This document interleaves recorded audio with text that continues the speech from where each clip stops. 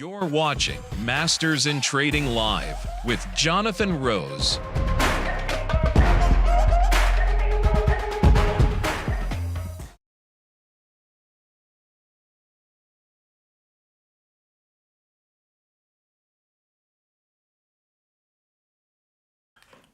Hey guys, good morning. How's everybody doing? My name is Jonathan Rose and welcome to Masters in Trading Live. At Masters in Trading Live, I get on here, I don't need headphones. I get on here every day the market's open, talk about what I see, what's going on. Really, I'm just trying to share value in any way I possibly can for you. And once in a while, we'll even share our trade of the day. So, exciting week. We have our Masters in Trading Challenge kicking off this week. So this week, our Masters in Trading Challenge is all about how can we take people with zero options experience at all, and by the end of the week, have them be comfortable trading options. That's going to be the ultimate goal for the challenge. In our Masters in Trading Live, I got 4 topics to go over today. We're going to go over the week ahead. What do we think? What's going on in the market? Right now, the market's pretty freaking strong. Fair? Talk about some QQQ flips at the on Friday's Masters in Trading Live.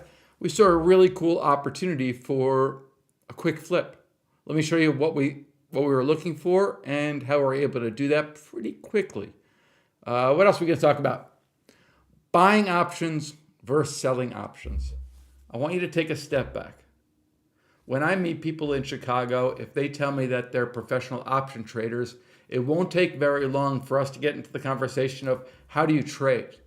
Overall, everybody's going to fit into one of 2 buckets: buying of options or selling of options. Okay? I want to explain the difference between the two. Some people are very comfortable selling options, others are comfortable buying options. I want to explain the difference between the two, and I want to show you why buying options, although it's more difficult, probably has a longer learning curve, it is far more sustainable for the long term. And then finally, a couple more tidbits about the challenge. Let's go over to the screen. Okie dokie. I have you the Qs here. Okay, Qs, NASDAQ. We're just looking at a major index. What are we looking for? Well, we often talk about daily highs and daily lows. We have daily highs and daily lows. We have weekly highs and weekly lows. Weekly highs and weekly lows are going to be support and resistance when you see numbers overlap. Same thing with the daily. And that's what we're able to do on Friday of last week. Because Friday of last week, here's the exact chart. Here's what it looked like. Here's Friday, here's Thursday, but the high before they gapped up on Thursday, the high was 478, 479. So that allowed us to have a fixed amount of risk in our trade on Friday, saying, hey, guys, let's make a bet that the NASDAQ stays above this 478. If we can do that, we can have a fixed amount of risk and potentially have a whole bunch of upside. So that's the trade that we're able to do. Literally just a small bet on the NASDAQ staying above that 478. The trade that we shared, I shared this live for everybody. QQQ, 480 strike calls for around $1. So that would be $100 of risk. Now, if we're wrong, that $100 would quickly go to 0. But if we're right, that $100 can go 200, 300, 1,000. Who knows? The world's your oyster. We're able to take off this trade relatively quickly. Shared this trade at 10:30, and we took off the trade 90 minutes later at 2:40. Carmine, I dipped my toe into the Qs, the ODTE, the end of the day trading, ended up buying a strangle. When you buy a strangle, you're getting long at 488 and you're getting short at 481. ODTE, it's a diamond in the rough. A couple of other traders, Jerry was able to lock in 30%. Denny was able to lock in 70%. Dwayne, QQQ trade will ease the pain because we had a lot of expiring names, Friday expiration. Insurance, why do we call them insurance trades? Well, it's not really insurance because we're buying calls. Usually we'll talk about insurance if we're buying puts to protect the downside. Eddie here trades futures, was able to take advantage of the trade. And then Old Dog News Tricks makes 100% in just a few hours. So these are really, really cool. It's awesome to have a community where you could talk about these trades amongst one another. Jared, thank you for sharing this. Jared says, I just want to thank you for the uranium trade information. I've been watching VST. VST is a name that we shared maybe last week or the week before, able to make 600% on VST. Meanwhile, all the uranium names are just ripping higher. Here are the uranium names that we talk about. LEU is a small uranium name, up huge. DNN, CCJ, URA, and here's VST. VST we were talking about when I think it was $70, and VST just had a monster jump. Microsoft had a big some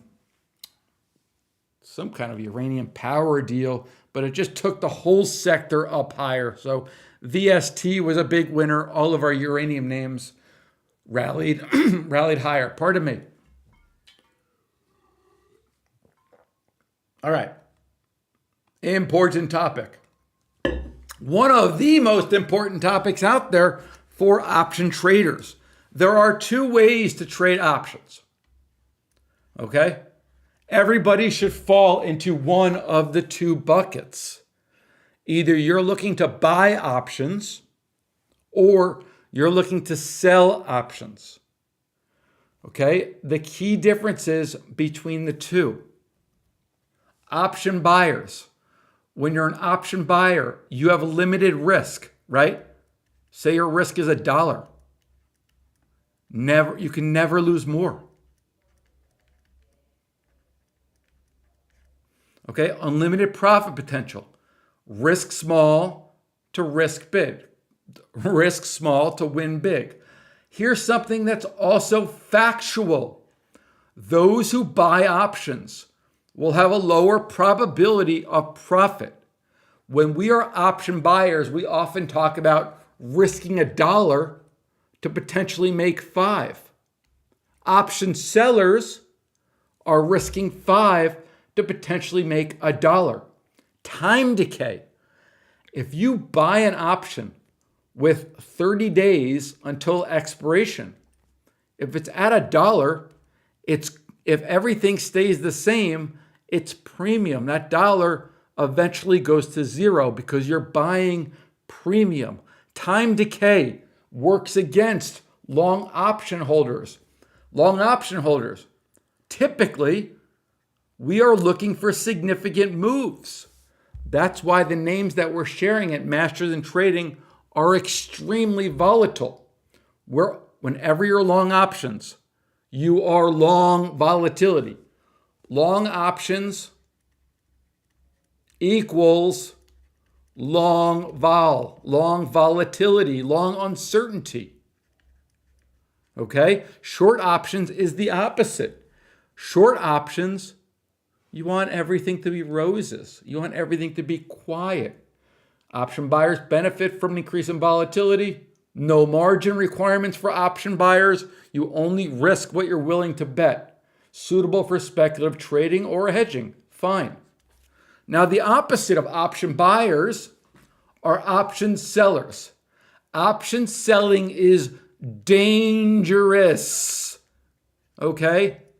Whenever I hear about somebody blowing up their account because of options, it's because they were option sellers. Option buyers, you risk $1 to potentially win 5. Option sellers, generally speaking, you're risking 5 to potentially only make $1. Limited profit potential, potential unlimited risk, higher probability of profit. If somebody tells you that they make money 99% of the time, they're probably not lying. They're probably being straightforward with you, but they're probably making like literally 3 cents on every trade. And when they lose, they're going to lose $5. Okay? You don't want to be that guy. So all the marketing BS of making 99% the trade, yeah, it might be accurate, but it's like drinking arsenic. You don't want to do that, right? Time decay works in your favor when you're option selling.